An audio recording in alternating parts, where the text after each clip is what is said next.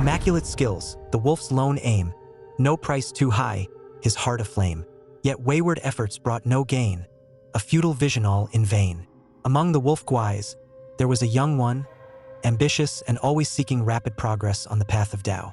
However, his time spent practicing was short, and his skills remained shallow. He couldn't yet grasp the deeper techniques of his clan, leaving him impatient. One day, during his routine patrol, he carried a cask of fine wine. As he passed the mountain gate, he encountered the gatekeeper, Bulgard, who had a weakness for liquor. Eager to learn, the young wolf shared the wine with Bulgard and seized the opportunity to inquire about secret techniques. Partaken in the wine, feeling compelled, Bulgard taught him a few tricks. Rejoicing, the young wolf hurried home to practice. 2 months passed, and having found little benefit in those teachings, he contemplated giving up. Recalling his previous success in bartering wine for knowledge, he retrieved a small golden statue and approached the snake patroller. Persuaded by gold, the greedy creature shared some techniques with him. Back at home, the young wolf practiced as instructed. Another month passed, yet his gains remained minimal. Undeterred, he repeated his tactics with other Yaoguais, exchanging valuables for teachings. Over time, he visited everyone in the mountain, amassing a repertoire of techniques. Yet, despite practicing one today and another the next, he made no progress. Eventually, a compassionate elder wolf offered guidance. Yet, the young wolf conversely started lecturing the kind old wolf with his strange mastery, leaving him speechless. From that point on, no one in the clan was willing to teach him.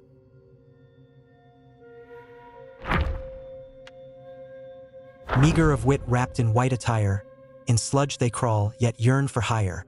Bent to power, king's favor they seek, where even lowly fowls may peek. A white-robed wolf Yaoguai, patrolling the hills, seized a sword from a traveler. Jewels studded its scabbard, its blade sharp and bright. Coveting it, he strapped the sword to his side, reveling in its splendor. Yet, when it was time to give tribute, he hid it away. The other Yaoguais chided, "Without offering such treasures to the king, how will you earn his favor, or do you fancy patrolling forever?" The wolf Yaoguai scoffed, "Such treasures we cherish, the king barely notices. You offer scrap metal and dream of favor? You are fools." They dismissed his words, seeing them as mere excuses to shirk his duty, while they toiled on. The wolf Yaoguai indulged in peaches and drank wherever he could lay hands on them, keeping the very best for himself. The others knew his punishment would come, and waited. One day, the Black Wind King held a lecture on Buddhism in the mountains, speaking of enlightenment and revival. His guardians spread paper talismans, and all were commanded to consume them before the chanting and prayers. Hours later, the king inquired about their enlightenment. A pause fell. Then, the white-robed wolf Yaoguai stood, and there emerged others, one by one. The next day, a decree was issued to the guardians. The wolf Yaoguai was promoted to a minor captain. All the other Yaoguais, puzzled, whispered among themselves. How had the wolf Yaoguai not only escaped punishment but found himself rewarded? Sun-swept hills they guard and tread, from glint of steel, their daily bread. Far flung from their native land, at nights, for home, their souls shall stand. Ever since the black bear Yaoguai returned from Guanyin and crowned himself king, he boasted of the arts he had learned. Tales of his newfound method of practice and power of revival allured many a Yaoguai of Black Wind Mountain. Seeking the king's favor, these minions toiled with abandon. Among them, a wolf Yaoguai worked with tireless zeal. He rose before dawn, patrolled the mountains, and continued well into the night. All of the treasures he found were first laid at the king's feet. His life was one of labor, and yet, without a moment to make friends. Despite his dedication, his presence barely stirred a whisper among the others, and his name was seldom uttered. His brother, seeing such unacknowledged dedication, spent his savings for a seat in the king's lecture. The wolf Yaoguai sat there, heavy with regret for the silver he had squandered, both on the journey here and the seat at the lecture, that could have been used to buy himself a shield or blade. Had I a new blade, he mused, glory could have been mine. As he pondered this, golden-clad guardians scattered paper talismans before him. Commanded to consume them, they then chanted in meditation for hours until the king sought signs of enlightenment. The white-robed wolf Yaoguai stood first, claiming a fervor within and clarity of mind. The diligent wolf Yaoguai thought to himself, sweating fervently in a crowd is no marvel, Achieving clarity after chanting is no miracle. Just as he was lost in thought, the blue ox Guai rose next, followed by others. The diligent wolf Guai stayed seated, unsure, until the king gestured for them all to sit down. Later, treasures were doled out. The ox Guai received a golden pill, the white-robed wolf Guai a title. But the diligent one kept his old shield and dull blade, patrolling the mountain still. Only from then on, he did it all under the white-robed one's whims, ever obedient.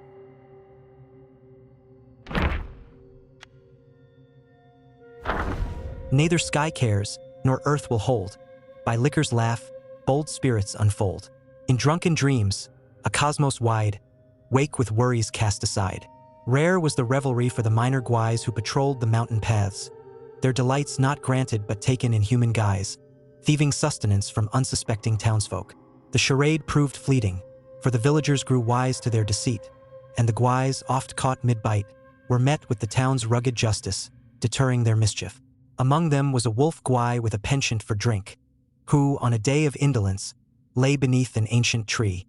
Suddenly, an elder wolf, cloaked in feathers of a crane, appeared to him asking, "Why forsake your patrol for idleness?" The wolf Guai sighed, "I long for drink, but the townsfolk see through me. I'm left to quench my thirst only in my dreams." The elder chuckled as he whispered a secret, "Seek the shrine, conceal yourself behind the curtains, and the sacred spirit's liquor shall be yours to drink." Then, with a shift of form, he vanished. Wavering in doubt, the wolf Guai transformed and hurried to the town's shrine. There, veiled behind curtains, a sacred effigy stood, its origins unknown, the altar laden with delectable offerings and fine spirits. As advised, he nestled himself between the curtains, indulging in the liquor until his belches betrayed him to the gathering crowd in the shrine. Trapped between the curtains, the wolf Guai listened as a voice rang out, "The wine jar I offered is empty." Our tributes were received. A chorus of prayers erupted, beseeching favor from the immortals. From that day forth, folks from miles around flocked to the shrine, affording the demon endless drink. But as days passed, the once delightful treat turned bitter, and those prayers, be them piteous or greedy, weighed heavily upon him with helplessness. One day, unable to endure the bitterness any longer, the wolf Guai burst from behind the curtains, hoisting the jar and smashing it on the altar amidst the screams of onlookers. With a deafening crash, he suddenly awoke beneath the tree. No shrine, no incense, no crowd around. With a tired sigh, he took up his axe and set off to patrol the mountains once more.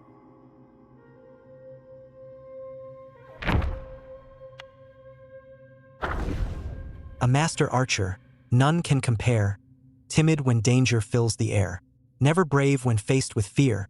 Escape his choice, he stays clear. The Black Wind King hosted a banquet in the temple to celebrate his birthday, and all the Yaoguais attended. During the feast, the king hung a lucky ornament on a tree branch, declaring that anyone who could shoot it would receive a rare fortifying golden pill as the reward.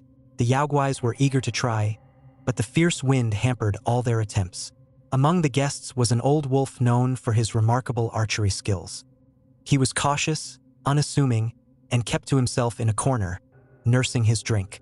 A few eager Yaoguais asked him to try, and though he declined, they persisted with their teasing until he reluctantly agreed. Slowly, the wizened old wolf stood up and moved to the position. Some youngsters laughed at him, deeming him incapable.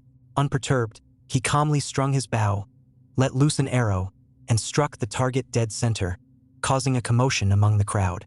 The old wolf received the reward, and admiration followed suit as others toasted him. Among them was a youngster who commented on the bolus intoxicated. "How generous our king is," he remarked, "far better than the Lingzhiling, who was good at making pills but never shared them with his underlings. What a tightwad." The youngster's words cast a shadow across the old wolf's face, and he silently took his leave. He had roamed the mountain with Lingzhiling long before our king's reign. Yet you judged his deceased former master in front of him. "Loyal as he is, you are in trouble now," warned an elder Guai. However, the young Guai shrugged off his warning. The next day, the old wolf returned the golden pill to the king, citing its value too high to possess by an archer. Hearing the news, the other Yaoguais urged the young on to apologize and seek forgiveness, but he remained defiant. Within a few days, while venturing outside, the youngster was killed by several arrows, each piercing his heart. Many said that even the golden pill couldn't save the youngster from his fate.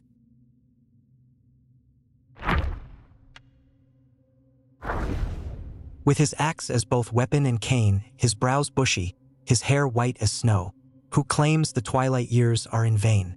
For learning late can still make one grow. Long ago, the wolf sentinels were the personal guards of old Lingzhiling. They were masters of the long-hafted axe, and their name was spoken in awe among the Yaoguais. When the Black Wind King returned from Guanyin and rebuilt the garrison in the mountain, he took in many wolf guais who had wandered here from Shirtuo Ridge. This angered the wolf guais native to Black Wind Mountain. To appease them, the Black Bear Guai pledged to revive old Lingzhiling. The wolf guais then had no choice but to endure in silence. Yet mere days after the awakening, the old wolf vanished, and no one had seen him since.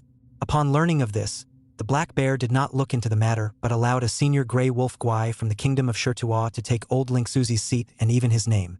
This roused the local wolf guais to fury and launched protest after protest. To their surprise, the wolf sentinels, at the Black Bear Guai's behest, seized the lesser guais who led the unrest. The new Lingzhiling flew into a rage at these guais, threatening to devour them whole. They were spared this fate only by the timely arrival of Guangxi, the Fireblade Wolf. Thereafter, under the new Lingzhiling's command, the wolf sentinels led every patrol of lesser guais on the mountain. Never did anyone ever dare rise against Lingzhiling again.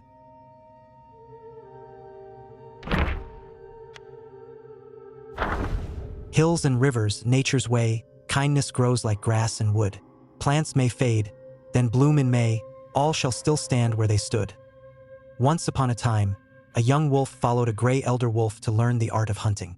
Despite his cleverness and diligence, the young wolf struggled to catch any prey. One day, the pale elder commanded him to find food alone or face hunger. Then the young wolf, hiding in the shadows of the mountains, finally managed to catch a rabbit. However, instead of eating it alive, he gently licked the rabbit's wounds, as if to heal them. The rabbit took the chance and fled into a pond, struggling to swim to safety, but the young wolf in pursuit forced it back into the water. Just as the rabbit was about to drown, the young wolf rescued it, softly nudging its head and helping it breathe. The rabbit woke up conscious but bewildered. Suddenly, the distant howl of the gray elder startled both of them. In his panic, the young wolf accidentally crushed the rabbit under his paw. Heartbroken, the young wolf wept bitterly. As the elder approached and inquired, it became clear the young wolf couldn't bring himself to kill the rabbit, so he repeatedly spared its life. Yet, he also feared his own hunger, and that's why he refused to let go. Acknowledged, the gray elder then advised, "Your false kindness brought misery. Instead of hesitation, both of you would have been better off with a swift end." The gray elder's words seemed to have dawned upon the young wolf. Later, it honed a lethal technique of hurling whirling blades from afar for stealth kills, believing this to be the ultimate form of mercy towards its adversaries.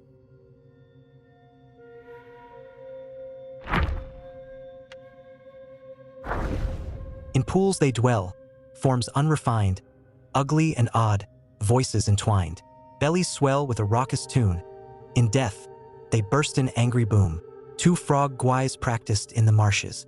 The smaller frog was often bullied, yet the bigger one always stood up for him, and soon they forged a strong friendship. One day, amid a contest held by Lingzhiling to appoint a sergeant among all the frogs, turmoil stirred and rippled through the ranks. Finally, the choice was narrowed down to the two, the brawny big frog and the quick-witted small frog. Though the other frogs were discontented, they dared not voice their dissent. The two then were assigned to guard the dwelling of Lingzhiling. On their duty, a valuable amberglass was found broken. Unable to identify the culprit, all the frogs began clamoring for punishment against the two instead. The big frog attempted to reason with them, but got antagonized by their words and soon escalated the argument into a brawl. The frogs interpreted this as his reaction out of embarrassment, hence evidence of his guilt. The small frog, meanwhile, remained silent beside them. Seeing this, the big frog chided him for not speaking up in his defense and even began to suspect his smaller companion. Hesitated for a while, the small frog then admitted to breaking the glass. However, the other frogs dismissed his confession, arguing that one of them had committed premeditated vandalization while the other had neglected his duty, and both deserved punishment by death. The small frog grew anxious and could not help but engage in the argument. As their voice grew louder and louder, their bellies inflated larger and larger, until some of them finally burst, splattering blood and flesh all over the place, leaving none unsoiled.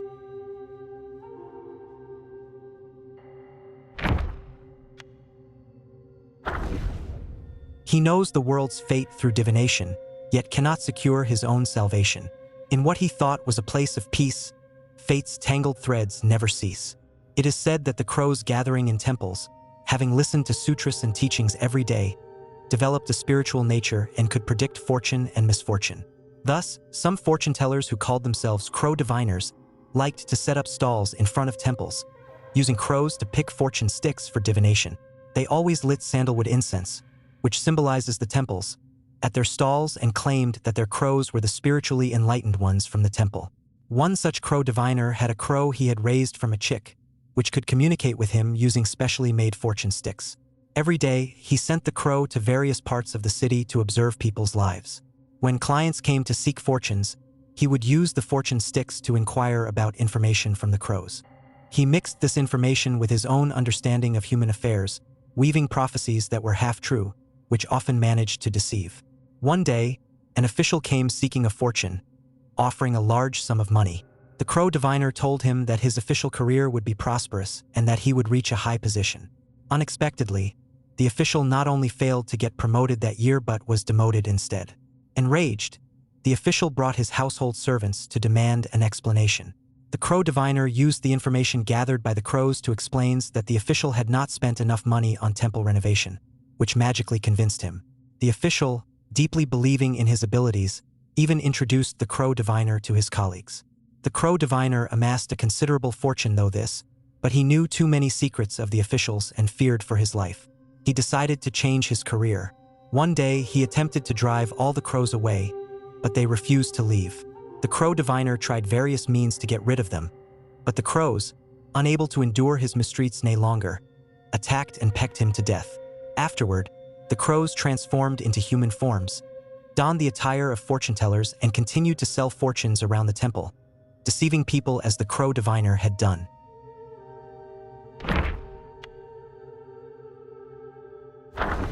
From humble start to seek revenge's claim, paths may differ, yet burn with the same flame. In bygone days, there lived a youth in the town, the son of a martial arts master. His father's fondness for drink led to a foolish act that landed the old man in jail, leaving only the youth and his mother struggling to survive. As their situation grew dire, the young man took on any work to make ends meet.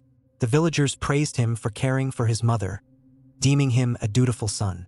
In an unlucky year of crop failure, the mother and son set out to seek refuge with relatives. Along the way, a gang of bandits emerged.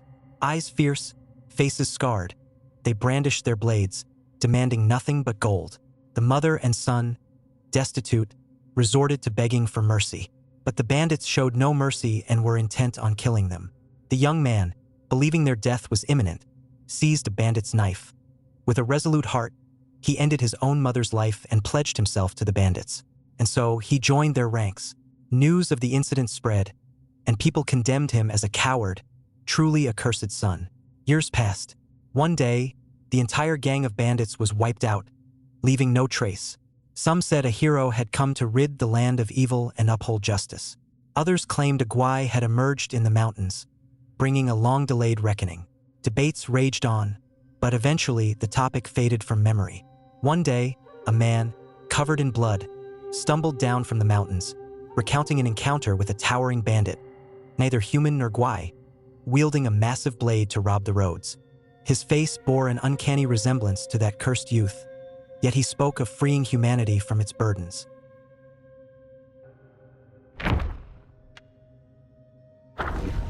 A noble fate's vengeful breath binds the bones of snakes in death. A soul mistreated, here to stay, resentful will, blown astray. In the village of Shaded Heights, there lived a young man, orphaned and impoverished, constantly mistreated by his fellow villagers. One day, hunters from the village discovered a strange cave in the mountains, emitting eerie sounds that sent shivers down their spines. Too afraid to enter themselves, villagers pushed the young man in to investigate. Lost in the darkness, he stumbled and fell from a cliff, crying out in agony. Believing the cave harbored a fearsome Yaoguai, the villagers abandoned him and fled in terror. Sitting at the bottom, the young man wept bitterly. Amidst his tears, he heard the sound of bones snapping and the rustling of movement. Startled, he fell silent, only to hear footsteps approaching. Filled with fear, he yelled, "Stay away! I am an orphan and burdened with misery. My flesh is lean, feasting on me won't do you any good." Surprisingly, as soon as he spoke, the footsteps stopped. Time passed, and within the darkness, hunger gnawed at the man's senses. Despairingly, he pleaded, "There's no one coming for me. Devour me quickly, so I may have a merciful death." Then, the footsteps resumed, inching closer. Terrified, he assumed his end was imminent. Yet, to his astonishment, he felt a piece of cloth gently brushed against his face. Reaching out, he realized it was a sleeve, which he grasped firmly. The sleeve guided him to stand and led him through the darkness until they found the cave's entrance as the daylight bathed them. The young man finally saw what had been guiding him, a skeletal serpent Yaoguai. Seeing the young man startled, the Yaoguai suddenly extended its neck and swept him out of the cave. Afterwards, the young man was saved by passing merchants and departed from the village with them. From then on, his life gradually improved and prospered. As the saying goes, misfortune may be the harbinger of fortune, and fortune may conceal misfortune. While not an absolute truth, when events reach their peak, change becomes inevitable. From change, opportunities arise, and the lowest valleys often reveal the clearest paths.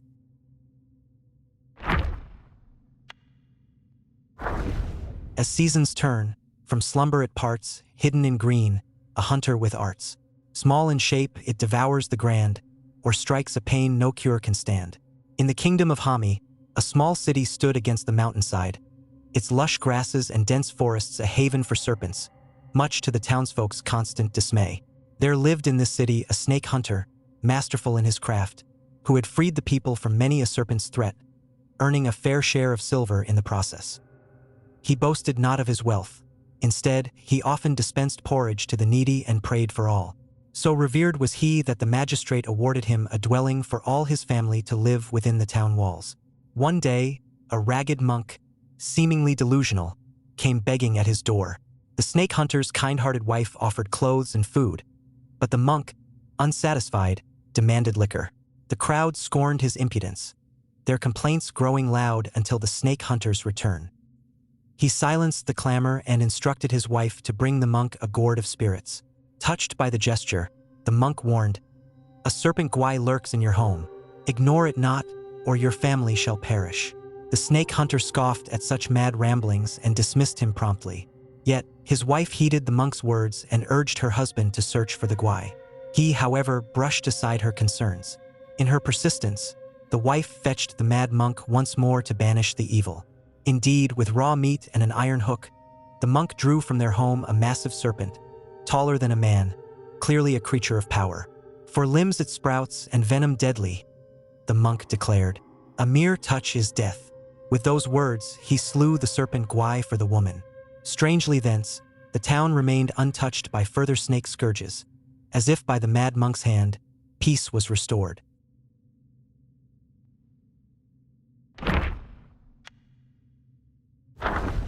As mountain rains kiss the ground, youthful green is all around. In her virtue's quiet display, even Yaoguais in the woods repay. In the highland bounds, there lived a widow and her girl, left to fend against the harsh days alone. The mother sold pancakes in the nearby village. The girl gathered firewood, ground grain, and cooked meals, shouldering her share of the family's responsibility. Ceaseless rains had worn down the woodshed, long neglected without a man's hand. The beams rotted and the roof caved in. One day, the girl found atop the ruins a gleaming mushroom, vibrant and capped like a bowl, dew dancing on its surface. A spark of life too precious to pluck.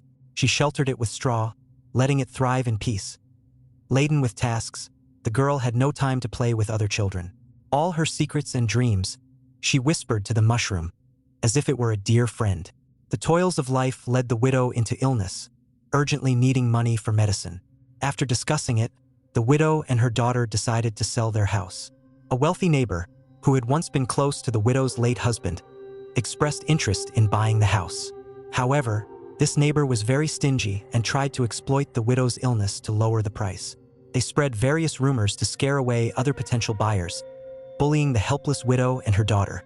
Worried and anxious, the girl often hid in the woodshed to cry. The mushrooms witnessed all her grievances. The next day, something strange happened at the neighbor's house. Overnight, mushrooms had sprouted all over their property. When the neighbors ordered their servants to clear them away, they discovered a large, eerie mushroom about a foot tall, neither green nor yellow, growing on the main beam. When they tried to cut down the mushroom with long-handled sickles, it suddenly rose into the air, opened its cap like a fishing net, and floated above them. It shook itself and then fell onto the man of the house, crushing him to death. The air was filled with countless spores the creature released, knocking everyone to the ground. Afterward, the mushrooms crawled out of the ground, transforming into many Yaoguais. They helped the widow and her daughter pack their belongings and leave the village, disappearing into the mountains.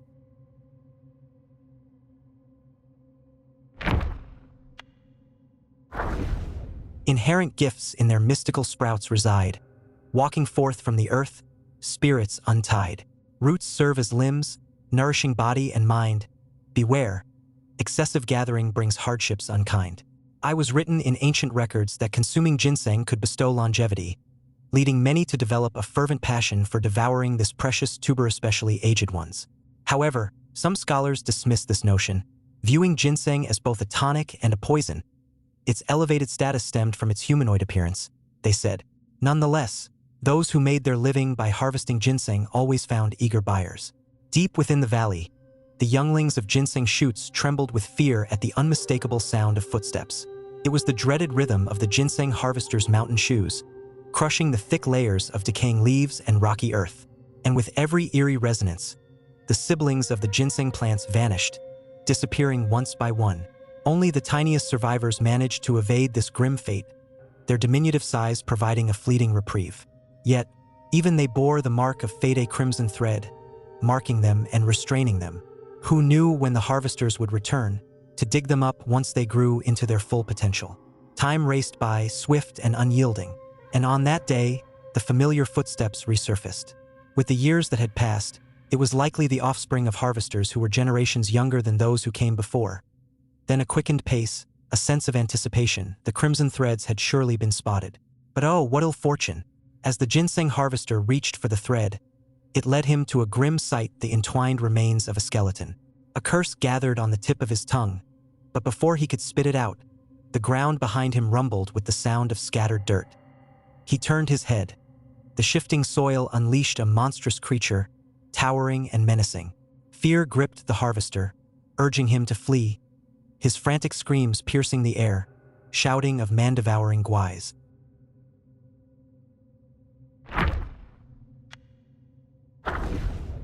An army of bows carved with long, the roars of shafts a frightening song.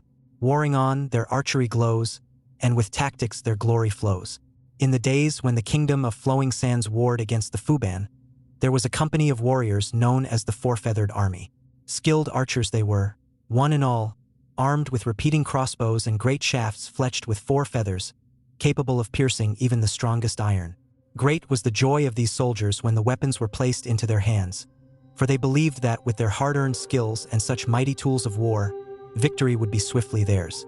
As darkness fell, the soldiers gathered to discuss the strategies they would employ. A veteran said, "Shoot its eyes to blind it, and the bug won't be able to hit us."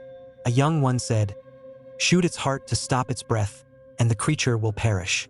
A brave one said, "Shoot its legs to cripple it, and let it wait for death."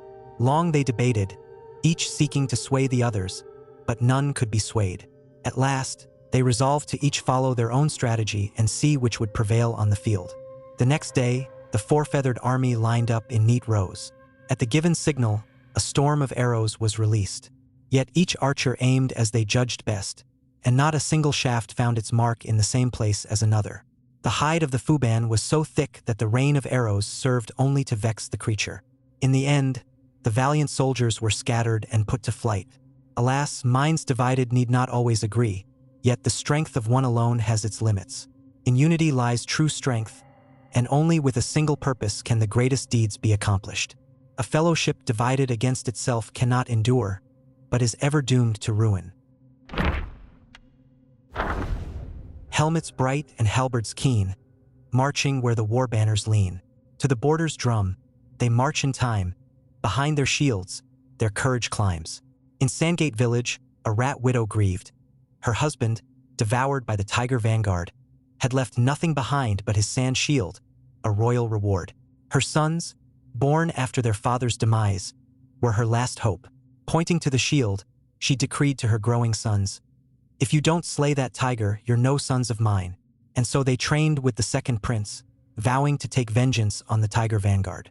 Among them, one boy, frail and ill-suited for combat, loved ink and paper over spear and shield. His mother's scolding and punishments were frequent, forcing him to commit to the martial arts. He did try hard, yet his efforts only left him feeble and trembling. The same skill that took only a few days to acquire for his peers could take him weeks with no noticeable progress. Even the prince urged him to explore a different path.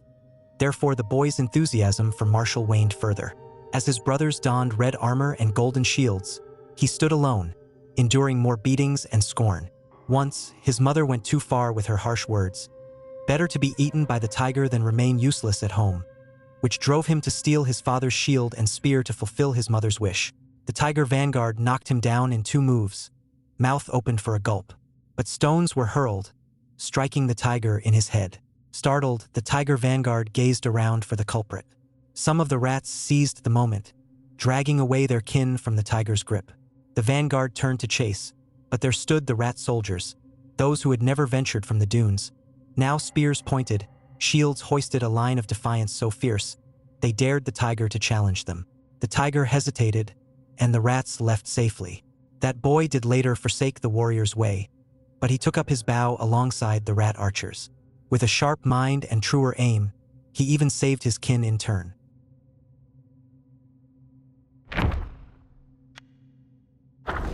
Through omens, he sensed impending blight, yet he turned away, veering from the light. Unaware, the days of plenty ceased to flow. The nation, infested with rodents, lost its glow. In same year that Kingdom of Sahali was renamed as Kingdom of Flowing Sands, the Rodent Reverence Edict was proclaimed throughout the country. This edict declared rats as celestial beings protected by the king's law, making it illegal to harm them. Whosoever breached this commandment would face the king's judgment. Hence, rat Guais from across the land flocked to the kingdom. Although strife ensued between commoners and Guais, none dared defy the king's decree. For the well-being of people, the scholars of the Royal Academy planned a petition to implore the segregation of rat Guais to the southwest corner of the capital. Among these scholars, there was an elder who was deeply skilled in divination. On the day of the petition, right before the scholars were to meet the king, the elder divined for his career, which came out as a grave omen. Not an auspicious time for it, he told his students the omen in secret. I advise you to take sick leave with me today. However, his students, faithful and young, heeded him not and went forth gallantly.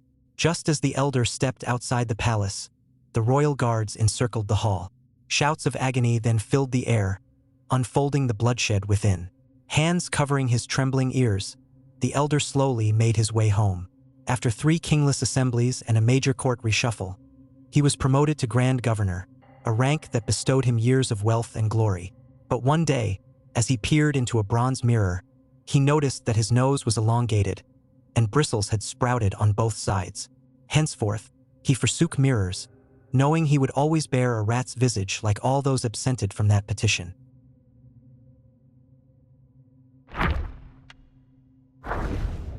A visage strange with shoulders wide, 2 heads upon them side by side, before the royal grace be repaid, my steadfast heart will never fade. In the kingdom of Juzi, a woman gave birth to a 2-headed child, causing great horror throughout the cities. People lamented the unfortunate fate of the woman and her child, predicting that the child would be difficult to raise. Contrary to their expectations, the child not only survived past infancy but also grew stronger and healthier than most others. The folks then again speculated that while the child might grow up, he would surely be a fool. However, as the child matured, he proved to be quite intelligent. His 2 heads gave him a unique perspective, allowing him to come up with ideas that others couldn't. Disappointed by their failed predictions, the folks declared the child to be an ill omen, foretelling future disasters. The constant rumors eventually drove the 2-headed youth to leave his hometown. Years later, a beetle with a stone-carved Buddha head, attacked the border of the kingdom of Sahali. The king dispatched his army to defend the city, but they suffered repeated defeats. Morale plummeted, and his thoughts of retreat began to plague the soldiers' hearts. A tall, two-headed man in the army stood out and volunteered to lead an elite squad in a raid against the Yaoguai. On the day of the battle, he arranged his elite soldiers in a line. When the Yaoguai attacked, they threw coal dust on it and then sprayed strong liquor from their mouths to create pillars of fire that detonated the coal dust. Terrified by the fire, the Yaoguai quickly withdrew into the desert. Seeing that this tactic could temporarily repel the Yaoguai, the king was greatly relieved and appointed the two-headed man as a captain. Learning that his children were also two-headed, the king decreed that the position of captain would be hereditary in his family, encouraging his children to join the army and strengthen the forces. One can only wonder what the folks from his hometown would say upon hearing such news.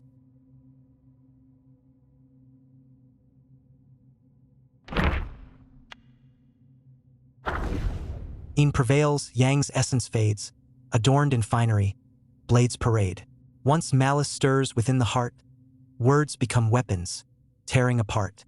Since the Yellow Wind King had sequestered himself within the valley, his hoarded treasures were left to the care of his trusted minions.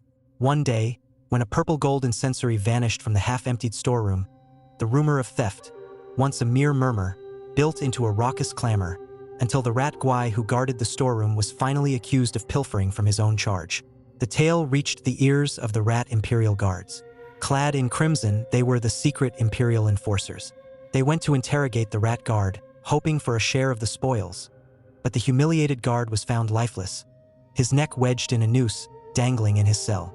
With his death, the gossipmongers painted the Imperial Guards as vilifiers of the innocent, coercing false confessions. With no means to defend themselves, the Imperial Guards launched a thorough inquiry, desperate to clear their names. Fortune struck when they unearthed the incensory within the nest of the rat guard's apprentice. The crowd's scorn shifted, branding the young apprentice a betrayer and avaricious soul. Yet, in the face of the Imperial Guard's iron grip, the apprentice unfurled a new thread of the story. The incensory had been pilfered by the Civet Sergeant, as a tribute to the Tiger Vanguard. It was the apprentice who, learning of his master's unjust fate, dared to retrieve it in secret. Verified by the Imperial Guards, the tale swayed public sentiment once more, from jeers to praise. But whispers are like a fickle breeze. Soon, it was murmured that the thieving chief acted not out of greed, but out of a son's duty, to rescue his mother from the bowels of the Tiger Temple. The crowds murmured anew, their judgment as shifting as the sands. Alas, what is a grain of truth in a desert of tales? Actions taken in the cloak of shadows are often proclaimed in light as something else entirely.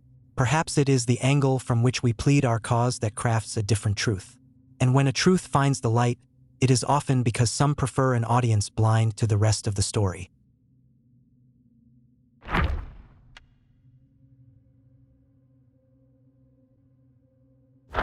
The mystic's art breathes life into stone.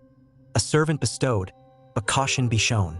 A nature fierce, beware its provocation, for crossing its path brings fatal devastation. Once upon a time, there lived a pretentious scholar who took great pride in a paperweight he collected. Whenever his guests commented that it was merely an ordinary stone with no notable features, the scholar would respond by sharing a peculiar tale. During his adventurous youth, the scholar embarked on a treacherous journey. Exhausted and seeking respite, he leaned against a massive stone for a snooze. Suddenly, he felt the stone come alive. Skeletons emerged from its crevices, and the stone sprouted limbs, resembling a grotesque creature. Terrified, the scholar ran for his life until he stumbled upon a desolate valley, where he noticed a gaunt monk meditating atop a boulder. Struck by the peculiar sight, he contemplated fleeing once more. Yet, to his astonishment, he sensed the relentless pursuit of the stone creature from behind. Just as he stood on the verge of being crushed, the very boulder beneath the monk unexpectedly rose, revealing two mighty arms that pummeled and shattered the pursuing creature.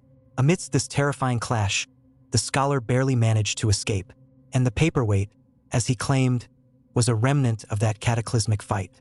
The guests erupted into laughter upon hearing the tale, mocking the scholar for spicing up his wild dream to impress them. The scorned scholar, though indignant, began to doubt the truth of his tale himself and lost interest in the paperweight. Eventually, he banished it to a forgotten corner, never to be shown again.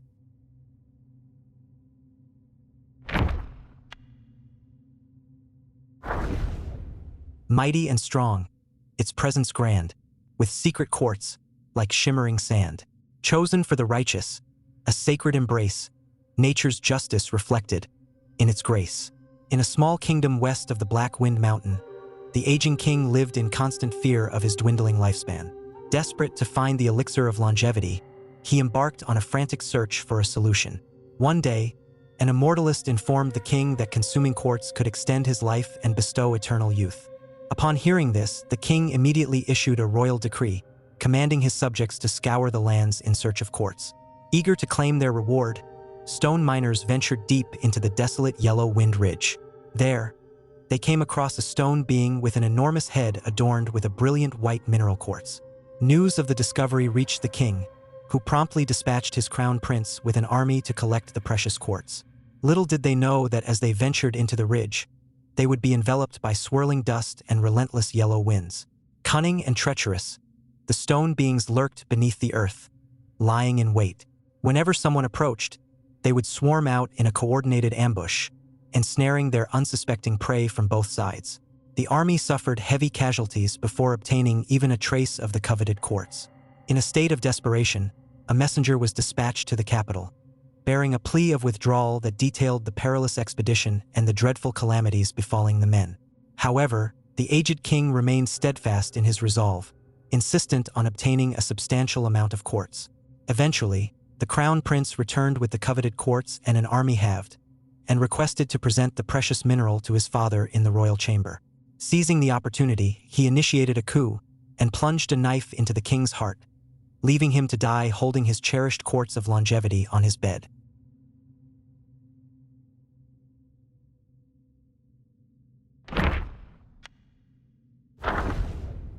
Agile and extraordinary, with strength untold, delicate in form, light as a feather's hold. Pure beauty, untouched by mortal's trace, proud as a frost-kissed maiden's grace. Before obtaining the stone essence, the mother of stones was originally a blue quartz in the shape of a woman. The blue quartz had the unique ability to absorb the essence of the moon. Through ages of absorption, she attained enlightenment earlier than other stone guais and was honored as the mountain deity. When the Buddha-head stone guai appeared, the other stone guais convened and decided to expel the guai from the mountain. They sought the help of the Mother of Stones. However, she refused, fearing the possibility of her blue quartz to be shattered in battle. Yet on the day of battle, seeing that the stone guais were on the verge of defeat, she could no longer bear to stand by and decided to join the fight. Noticing the pale stones launching their quartz like a barrage of arrows to sneak attack the Buddha-head guai, she imitated their action despite her deep attachment to her precious quartz. Despite their best efforts, they were still losing. When her blue quartz was shattered by a punch, the Mother of Stones fell to the ground in despair. Unexpectedly, a yellow-furred leading a group of Yaoguais came to their aid. Seeing her grievance, the rat persuaded, "What is broken is destined not to return. If we let the guai escape, wouldn't it be an even greater loss?" Hearing this, the Mother of Stones regained her strength and rose up. Together, they subdued the Buddha-head stone guai. As compensation for her loss, the yellow-furred rat gifted her the stone essence. With the essence bestowed, the Mother of Stones gained great powers. Yet as her form grew less mobile, she crafted poisestones from blue quartz, reflections of her former self, to watch over the mountain's happenings. Perhaps she did this to glimpse what she once was, what could never return.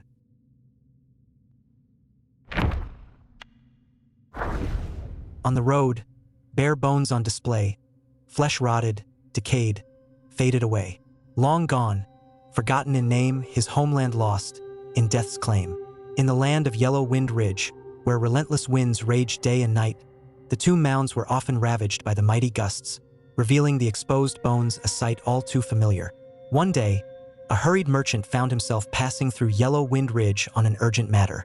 However, the villagers warned him of the terrible danger and refused to be his guide.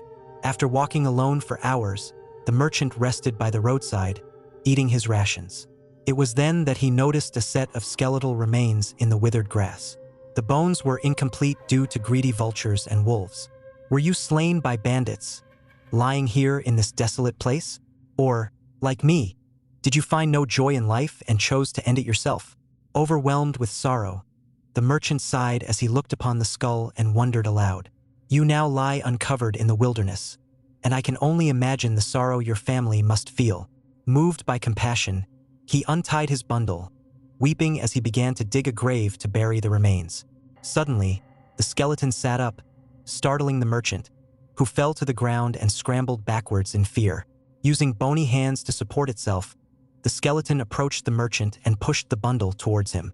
Astonished, the merchant cautiously accepted the bundle and resumed his journey. The skeleton followed him from a distance, and together they traveled peacefully for hours. Gradually, the merchant let his guard down and removed his inner shirt to drape it over the skeleton's frame. From that moment on, whenever a strange noise arose, the skeleton would guide the merchant to take cover behind rocks. With furtive glances, the merchant would then witness Yaoguais passing by the path. For several days, they continued on this way until the merchant finally reached the main road again. That was the moment the skeleton ceased to move. Grateful for its companionship, the merchant offered to transport the skeleton's remains back to its homeland. However, after a moment's hesitation, the skeleton turned and walked back into the swirling sands of the ridge. Perhaps it had already forgotten where it came from.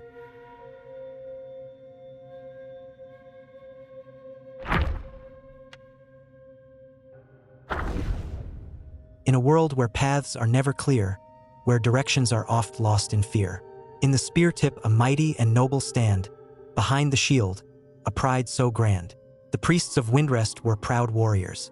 Their shields were emblazoned with the tiger, and they danced with crescent-shaped spears, commanding a presence that frightened off Yaoguais. During funerals, they would lead the procession, striking their shields and proclaiming themselves as leading generals. The priests held a high status in Windrest. Even the minor Yaoguais in the mountain would frequently offer them rare delicacies, hoping to ensure their peace and to avoid being banished. One day, a settler noticed an increase in the mountain's Yaoguai population and sought the advice of the sorcerers. Dismissive, the priests responded, "The Yaoguais and us, we inhabit the same mountains. An encounter would be inevitable. Since they present us with tributes, we might as well spare them." A few years later, strange winds began to sweep across the valley, stirring up chaos. The Yaoguais ran wild, causing trouble frequently. Dressed in their warrior attire, the priests raised their shields and ventured out of the settlement to confront the unruly Yaoguais. However, the Yaoguais didn't fear them. The priests' spears and shields, which were once their pride, could only repel a few minor ones before they were surrounded. The leader, a red-robed rat, sneered. "We had peace only because of the Bodhisattva meditating up in these mountains. You mortals surely didn't think you could actually defeat us, did you?" Seeing the priests unable to repel the Yaoguais and instead provoking their anger, the settlers locked the gate of Windiest, demanding that the Yaoguais be expelled before they could return. The priests met their end on the mountains, remaining in their battle stances, serving as ominous omens to those who pass by.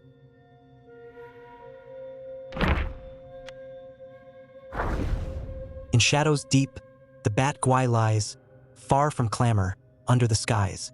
In moonlit hues, blood it sips, as through yellow wind, it slips. After the harvest, the rent man arrived in the village. The villagers cleaned a long-abandoned manor for his stay and treated him to a sumptuous feast. Full from food and drink, the village chief spoke directly. "The rent is a heavy burden on us. Is there any possibility to reduce it?" The rent collector replied, "The rent has been determined by your lord. I'm but a paid man tasked with taking what is due. I have no power to change it." The talk turned into an unending argument. As dusk approached, the villagers hastily left. An old widower lingered, offering a suggestion to the rentman. "Our village offers little amusement, but on that hill, there's a pavilion fine for moon gazing. Should you grow weary, 'tis a place to ease your mind." With these words, he too departed.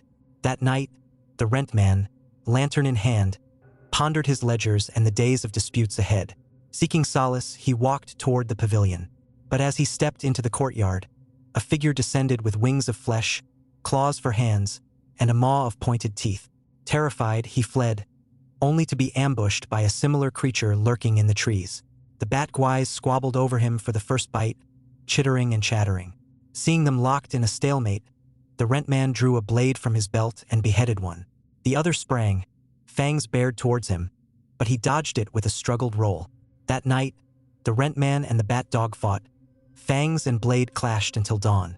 Come morning, villagers come to the manor to prepare the Rentman his morning meal, only to find him sitting by the door, a blade at his side, pinning 2 headless bat corpses to the earth. In the days that followed, they paid their full rent and hosted another rich feast, sending the Rentman back to the town with due respect.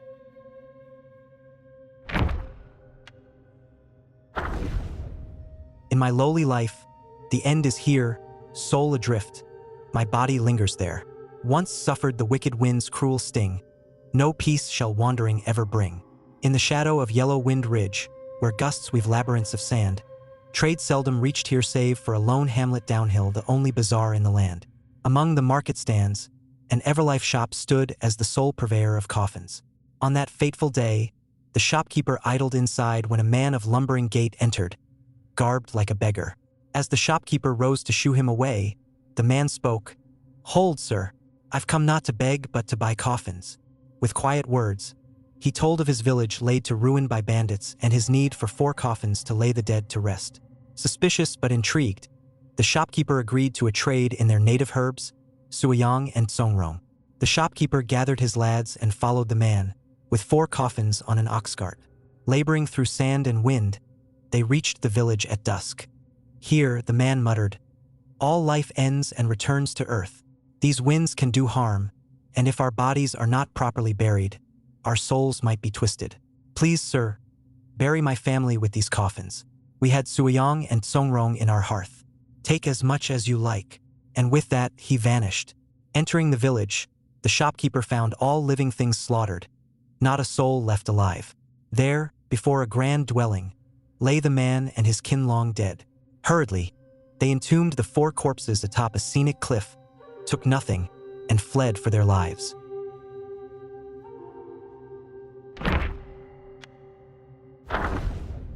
Wise in the Guai's wayward hearts, yet shuns the lonely monkish arts. On the yellow ridge of desolation, ends a tale by separation. Ever since the strange winds stirred again at Yellow Wind Ridge, life had grown harsh for the lesser Guais.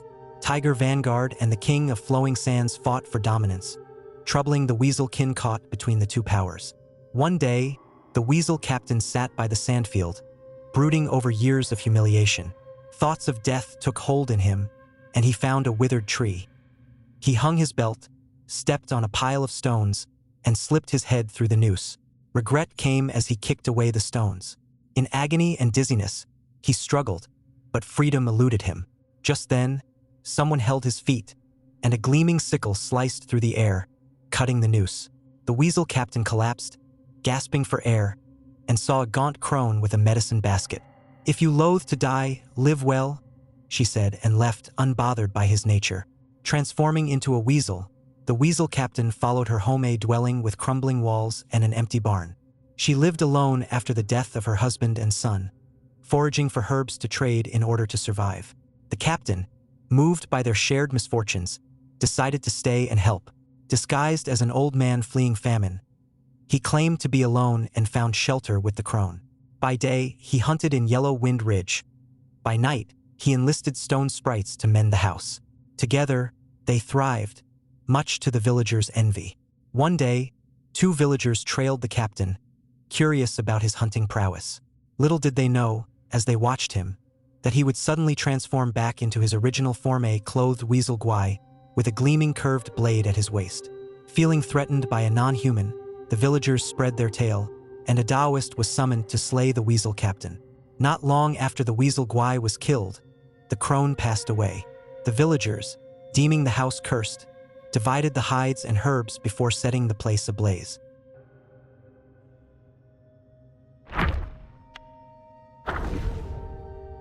Neglecting work, indulging in ease, in quiet comfort, seeking to please.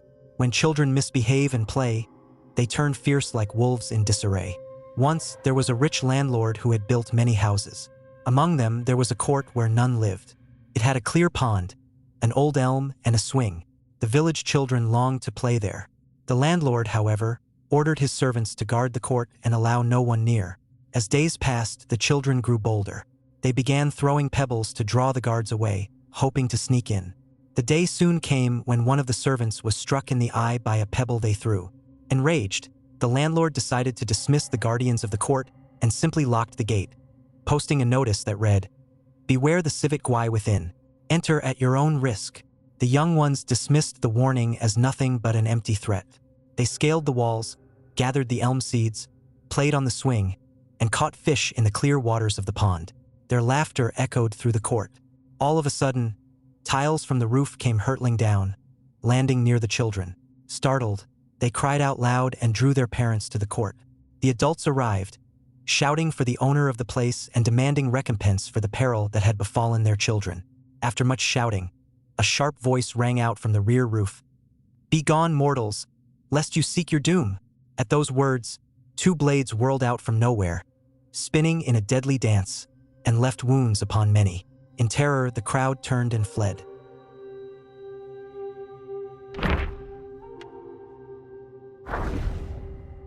Deep in the woods, beneath the trees, where mountains green and waters please, it guards its friends with gentle ease, but gathers strength when threats it sees. In the highland bounds, a famed wine estate thrived, renowned for its medicinal brews. These beverages, with their enchanting aroma and exquisite flavor, were beloved by the people, and its business flourished. The master of the estate had two sons, coming of age, noble in their aspirations yet prideful in their hearts. Cared not for the art of brewing, they spent their time seeking the company of heroes, heedless of their father's admonishments. It was at this time that a bereaved family in the village uncovered a disturbing incident: the desecration of their loved one's grave. The villagers gathered there, only to discover the shattered coffin lid and clusters of fungi where the corpse should have lain.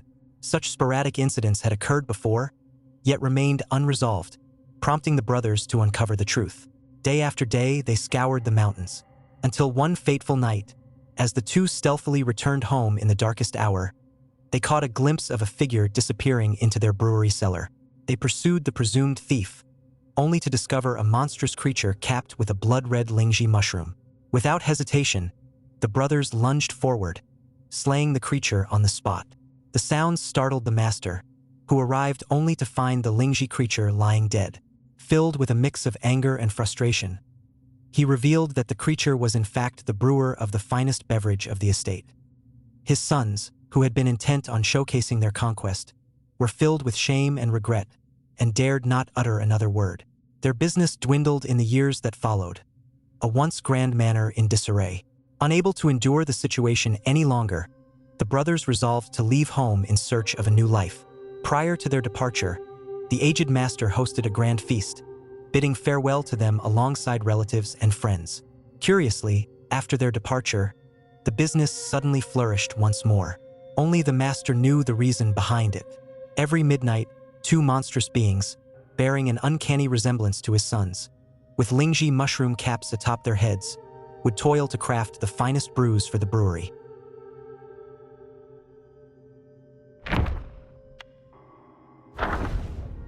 Strength unused, with no place due, lifting stones, a task askew.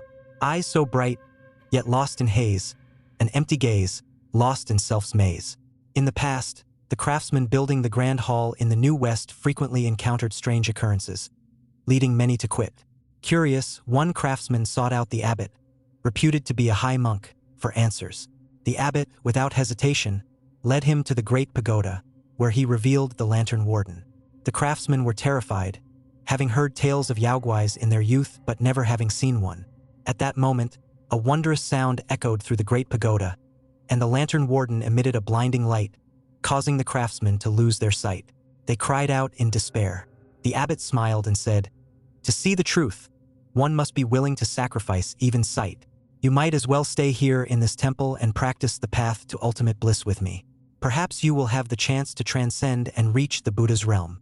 Realizing they were now blind and unable to find work, the craftsmen decided to abandon the secular life and join the temple.